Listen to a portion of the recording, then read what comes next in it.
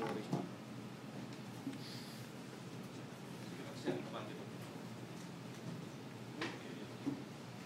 Tapos bakit po sir nag-uulan pag hapon?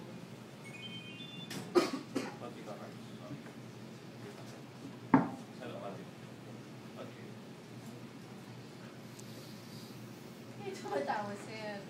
Madali lang po ito. Ay, mag-alala. Wala po ito tatanong. Ano? Talang interview.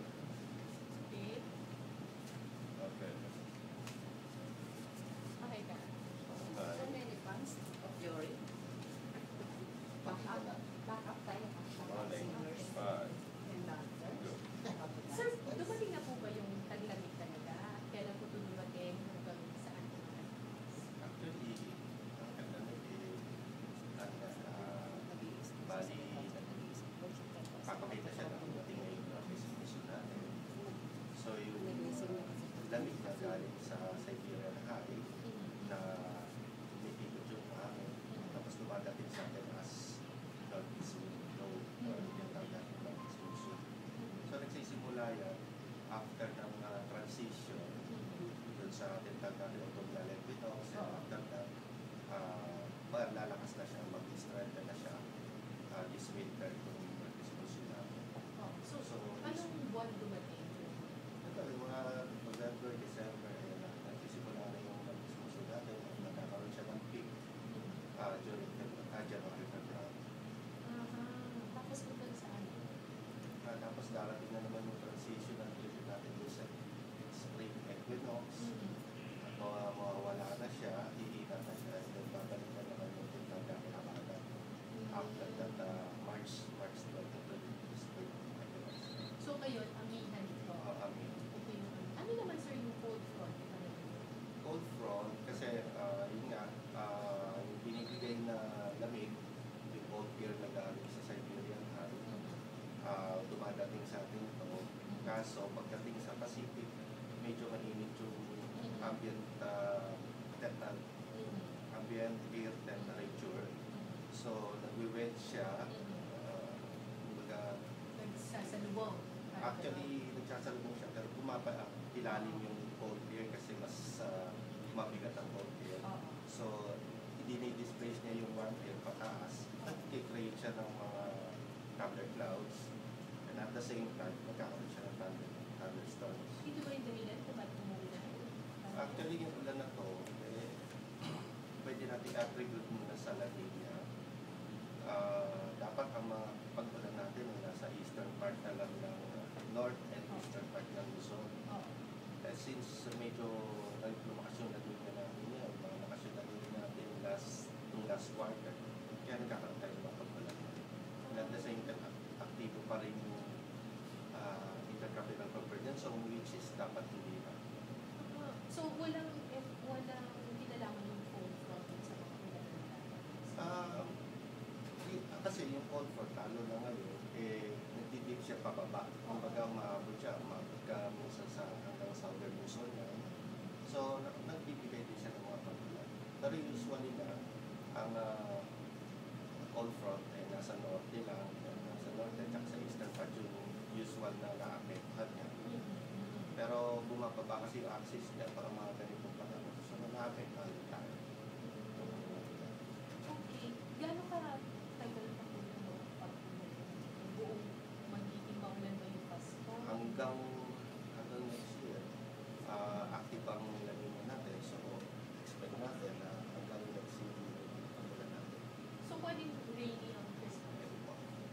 Ang Pasko, pwedeng? Ngayon lang ba ito?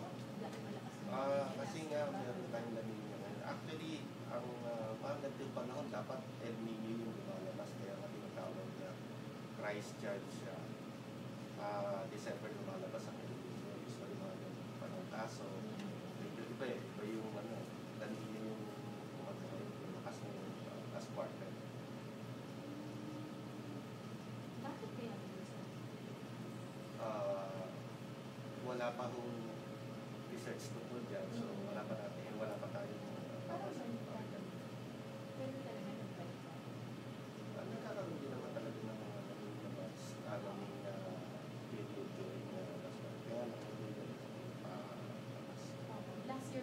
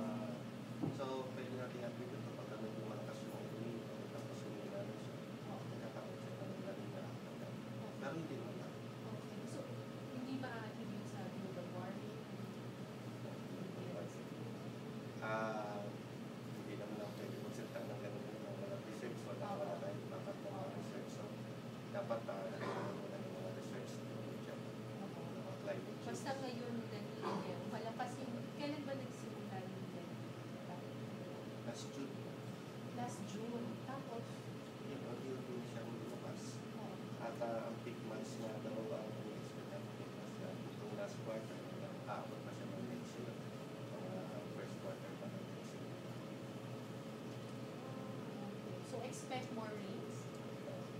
Okay. Kasi, yun nga, tapos active pa yung intertropical contribution na nakakapit ko siya sa summer Luzon, including Metro Manila din. So, makakasayin yung pagod. Lalo na sa hapon at saka sa gabi. Pero walang bagyo. Sa ngayon, Wala naman nakikitang bagyo.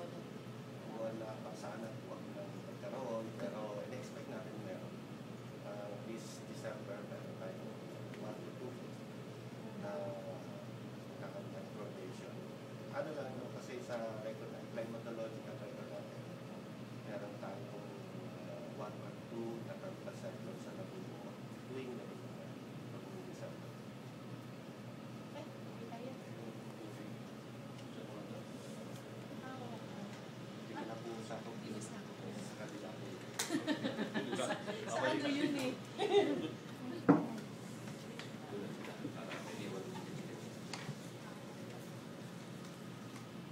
Alagi ba dito? Kita mo dyan eh. Meron bagyo, kaya lang. Buka na ka. ah, Tsaka naman kami kita. Sir, hindi so cold front, may cold air. Music box.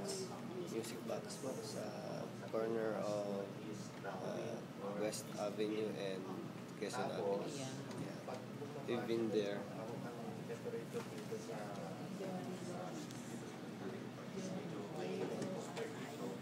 So, gumagano niya yung dinidisplay niya yung barrier mataas. Gumagawa siya lang.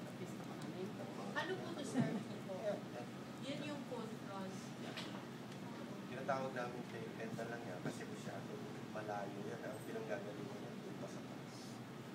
Sa medyo mataas na latitude pa. So, balikuntok na lang yung mga nakita na. So, kita mo yung access niya bumababa hanggang sa Luzon. Okay.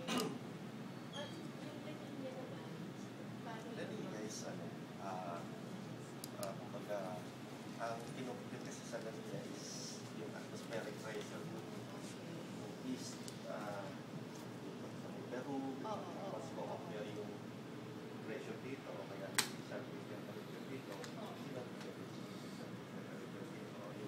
kasi lumalakad yan eh. Actually, yung El Nino, yung warm surface temperature lumalakad yun hanggang dun sa tinatawag na Central Pacific. So yun, papakita siya ng tropical cyclone formation, usually nasa Central Pacific siya. Pag La Nina naman, cold naman yung ano na, yung sea surface temperature na yan. So,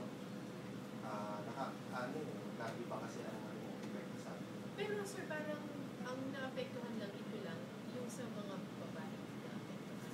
Na, Oo, actually, La apektado Nina is rin. more sa Pacific. Hindi, pero yung